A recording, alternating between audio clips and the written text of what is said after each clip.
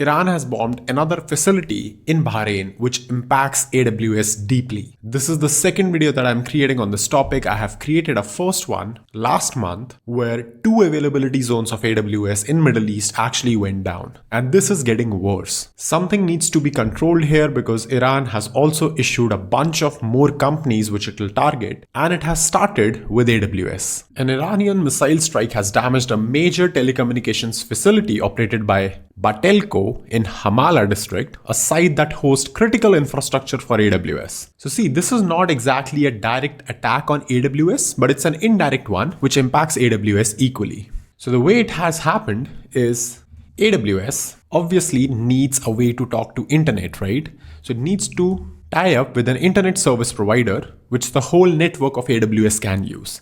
And then this ISP is then connected with the rest of the world. Now this part obviously is split into multiple availability zones, as we know, in a specific region. And AWS already got bombed for availability zones over here, right? Which is what I covered in the previous video. Now what has happened this time is that this ISP has been bombed, which has deep ties with AWS. And the problem is that even if your EC2 instance or whatever resources that you have over here, they are running, if they don't have a network to communicate, they are basically useless, right? Yes, your data is safe, it's secure, but it's basically sitting in a jail where you can't even reach it, can't even access it. And it's not physically possible for you to go and, access the data or whatever you have over here. Now, generally, it's not uncommon for data centers or companies like AWS to have a backup ISP, in case obviously there is some problem with a specific ISP or whatever. But in this case, I'm not sure if they do have it because this has a real impact on AWS as far as we know. And this is actually very important for services like S3, right? Which includes your database or, RDS or, whatever database offering that you have. So S3 includes your data. It includes precious data that is a regional service. So both of them are regional services.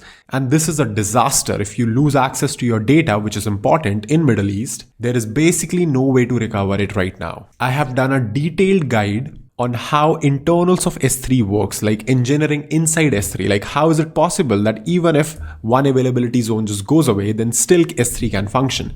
But in this case, 2 availability zones have gone away.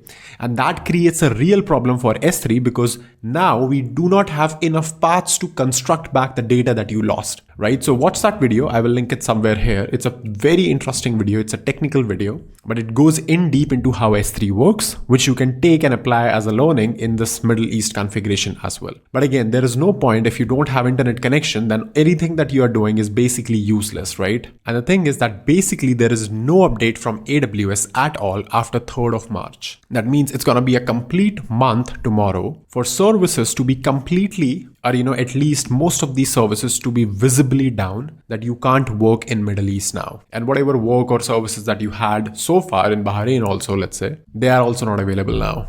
The April 1 strike follows the earlier incidents in March, in which AWS confirmed that its data center infrastructure in both Bahrain and UAE was targeted by drones. Those attacks resulted in power outages, structural damage, and water exposure from fire suppression systems. In response, AWS issued advisories encouraging customers to migrate workloads to other global regions and temporarily waived service charges for affected users. So this is a new thing. I actually just came to know about this, is that AWS basically has deleted March completely from billing for UAE Middle East customers. I'm trying to see if I can get my Middle East regions to be enabled in AWS so that I can just check if I have access to these regions or what can I do right now. But of course, if you have critical or sensitive workloads that you can take away from the regions, I think that would be a good option to do, at least for now. The other problem right now that we are facing, which is generally sort of like a broader problem, is that if you look at this map of Middle East, you will see Strait of Hormuz and Red Sea over here. And there are about 17 submarine cables that pass through the Red Sea, carrying the vast majority of data traffic between Europe, Asia, and Africa. And there are additional cables that run through Strait of Hormuz, serving Iran, Iraq, Kuwait, Bahrain, and Qatar. If these cables are damaged for any reasons, then because of the active war situation, these can't be repaired, right?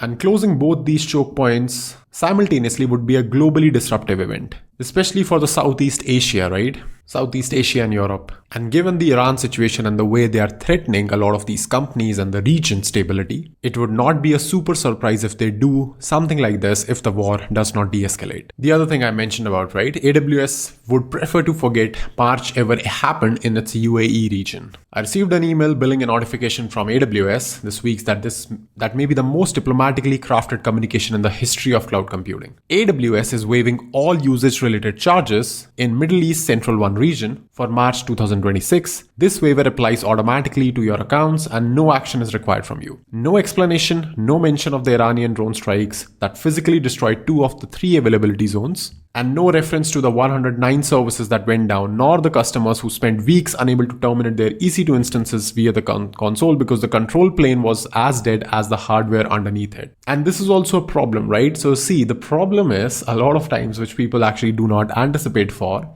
is you forget that there are basically 2 things, the data plane and the control plane.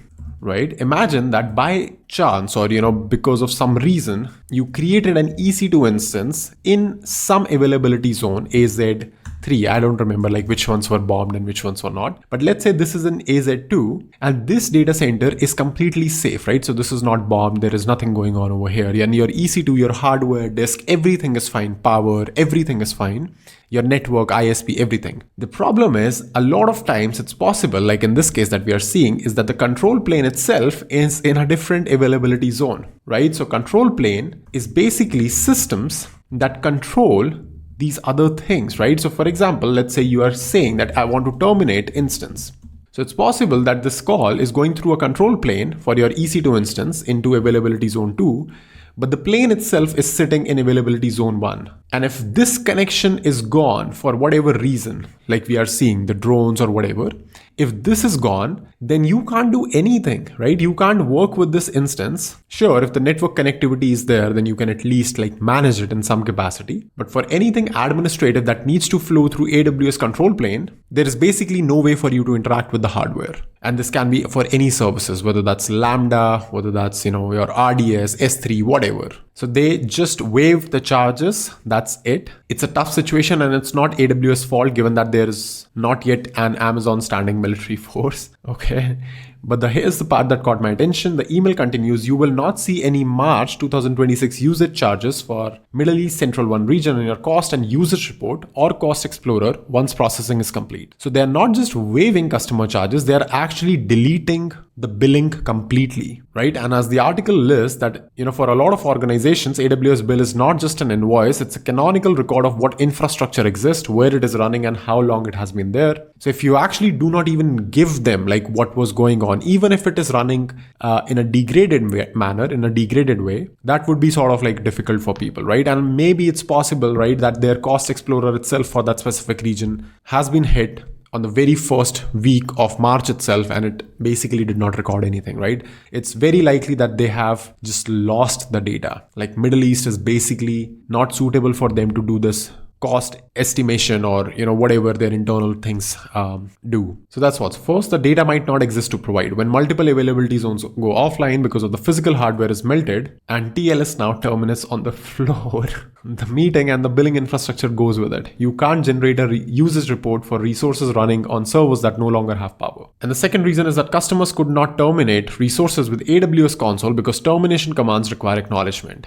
Right, that is what. So you can't do it if your control plane itself is down. EC2's instances were stuck in stop states for weeks. Elastic IPs were trapped on dead hardware. If AWS had tried to bill normally then process all refunds, it would have meant thousands upon thousands of individual support tickets, each one a paper trail documenting precisely what and when failed. But yeah, this is a precedence, right? This is something that's happening for the very first time. AWS has zeroed out an entire month of usage data across a single region on planet, and that result is basically indistinguishable from the month never happening, which is super interesting, right? We live in very, very interesting and dangerous times. And the problem is that this is not the end of things. If we go by what Iran is saying, they have mentioned about Apple, Google, Meta, Microsoft, which are all US companies, right? Having their Middle East offices in the region. Amazon, surprisingly, was not in the initial list, but it was still impacted, which is again a scary and a sad situation situation at the same time. So I hope like